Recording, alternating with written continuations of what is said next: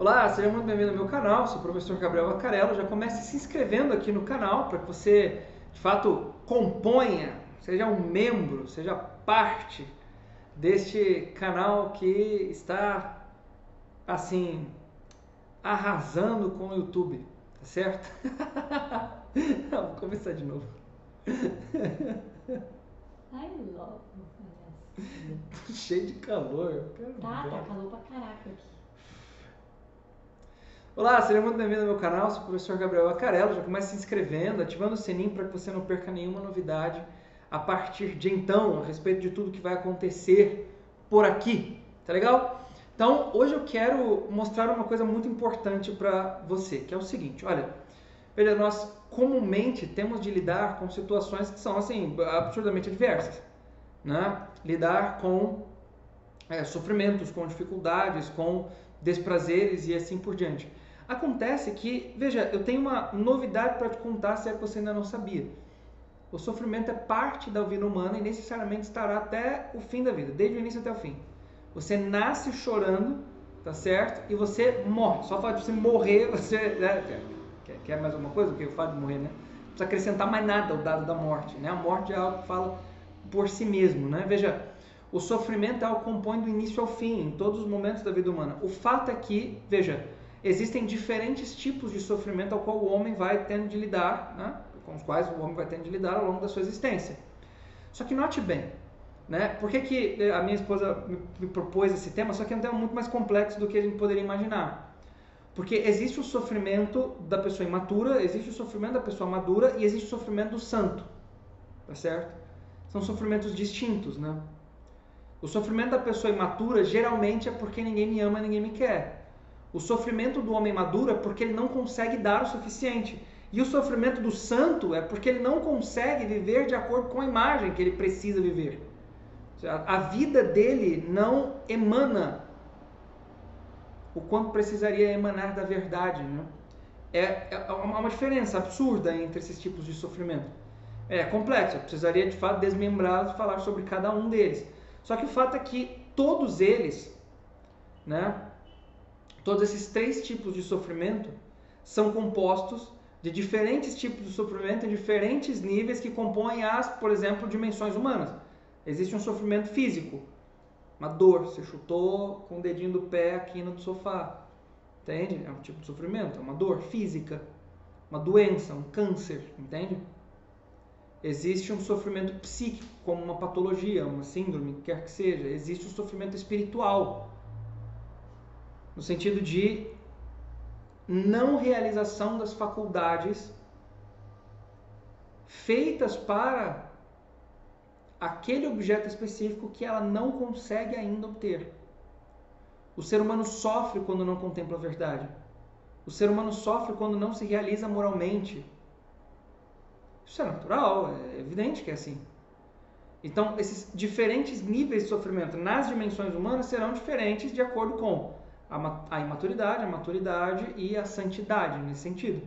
Ou seja, combina isso, né, entende? Entre as diferentes fases da vida humana, com as diferentes dimensões da vida humana, você vai obter uma gama de distintos sofrimentos possíveis para a vida do indivíduo. Concorda comigo ou não? Só que veja bem, o fato é que todo sofrimento, se eu disse lá no princípio que todo sofrimento é um componente natural da vida humana e você é um ser humano, significa que você terá sofrimento na sua vida, necessariamente. Percebe ou não? Agora, nota bem uma coisa que é de extrema importância. Se o sofrimento é natural, se eu digo que o ser humano vai sofrer necessariamente e que o sofrimento compõe a vida humana, o problema não é o sofrimento, o problema é o que nós fazemos com ele. Veja, o Viktor Frankl diz o seguinte, que quando ele fala a respeito dos valores criativos, né, que a pessoa humana ela é a única que, em meio a circunstâncias que ela não pode decidir absolutamente nada em relação ao externo, não pode modificar absolutamente nada, não pode transformar aquilo que está fora, não pode modificar as pessoas que estão à sua volta, não pode modificar o mundo à sua volta, o ser humano ainda pode modificar uma coisa: ele pode transformar-se a si mesmo. Percebe ou não? Existe uma única realidade que é transformável, por assim dizer, na vida de um indivíduo e que ultrapassa todos os limites das circunstâncias que o fazem sofrer. E é ele mesmo. Percebe ou não? E é nisso que está a diferença entre o homem maduro, o imaturo e o santo, entende ou não? Independente do sofrimento, o imaturo em sua vida vai olhar para os sofrimentos como uma realidade, evidentemente, de um mundo contra mim, as pessoas contra mim, de ausência de estímulos suficientes em mim para que as pessoas gostem da minha pessoa, percebe? O imaturo tem todas essas características, é curioso, mas sim, né? Ele acha que ele não é belo o suficiente, que ele não é alto o suficiente, que ele não é baixo o suficiente, que ele não é... Percebe ou não? Ele acha que ele não tem força o suficiente, que ele não é inteligente o suficiente, que ele não é bom o suficiente, que ele deve ter alguma maluquice, porque não é possível. Percebe? Ele sempre se julga de algum modo que não há nele aquilo que fará com que... E ele vai ser o chato, né?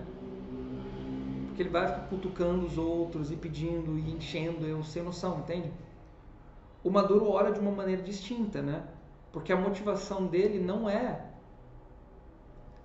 de fora para dentro, do outro para mim, é dele para os outros. Então o sofrimento dele vai ser por não poder dar. Um sujeito que é um homem que é maduro, ele odeia ficar doente, por exemplo. Porque ele pode trabalhar, portanto ele não pode servir. Entende?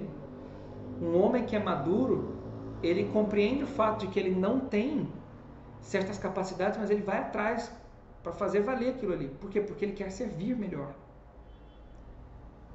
Ele pode não ter uma vocação intelectual, se aprofundar na coisa, mas ele vai atrás porque ele quer dizer alguma coisa que faça sentido para as pessoas que ele serve, entende ou não?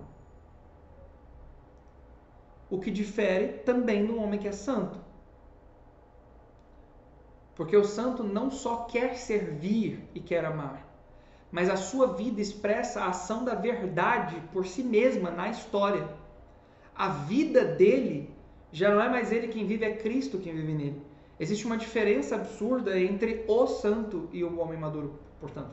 Tem um exemplo da vida de Moisés que é bastante interessante. Moisés perde o direito de entrar na Terra Prometida porque quando Deus manda que ele bata na rocha para tirar água para o povo beber, ele bate uma vez, a água não sai, o povo reclama, ele bate mais uma.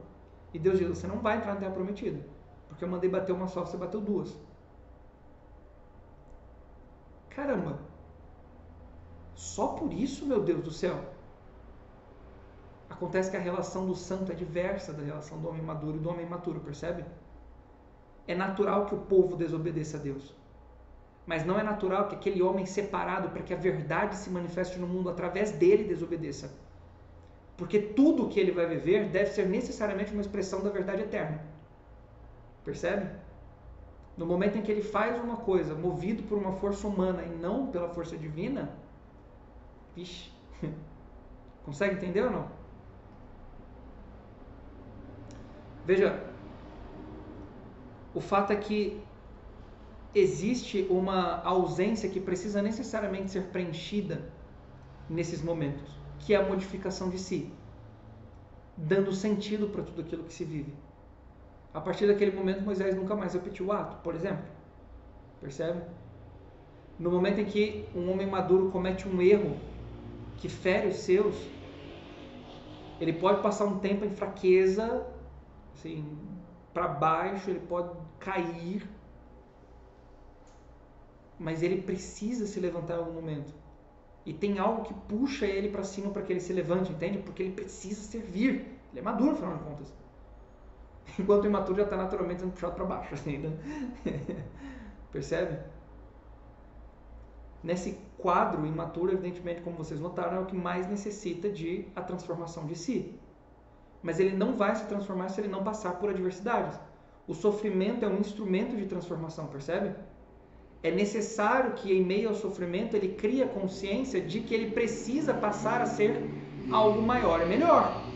Só que nota bem o que eu vou dizer para vocês agora. Não existe, tem um princípio metafísico que diz o seguinte, que não existe nenhum ato, tá certo? Nenhum ato que antes tenha sido potência, que não tenha sido atualizado por outra coisa que estava em ato antes.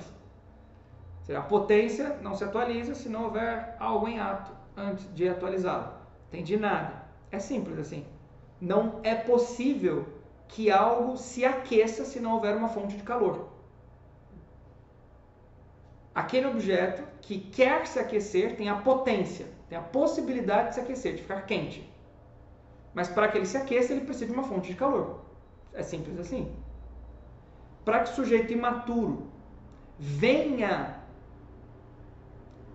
a se desenvolver, a crescer e assim por diante, a transformar-se a si mesmo, ele precisa de algo em ato para atualizar a potência que nele ainda está ali por se desenvolver, percebe?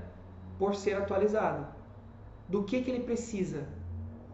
Ele precisa de uma coisa muito importante chamada emulação, que é a imitação da virtude de outros. O imaturo precisa de uma outra pessoa para imitar. É simples assim. Ok? O imaturo precisa de uma pessoa madura para que ele imite em meio ao sofrimento. É por isso que a gente precisa dar para os adolescentes e para as crianças o quê? Vida dos santos, boa literatura e assim por diante. Entendeu? Por isso, assim. Quanto mais melhor, quanto mais melhor, quanto mais melhor. O que um sujeito maduro precisa? Ele precisa de virtude, por sua vez. Sobretudo aquelas virtudes que tocam o intelecto. Ok? Ele precisa de prudência, ele precisa de sabedoria, ele precisa de ciência, ele precisa de arte, que são virtudes intelectuais, entende? Para que ele se fixe no nível mais espiritual mesmo. E ele precisa da prática da vida espiritual, ele precisa rezar. Se não rezar, não vai. Entende?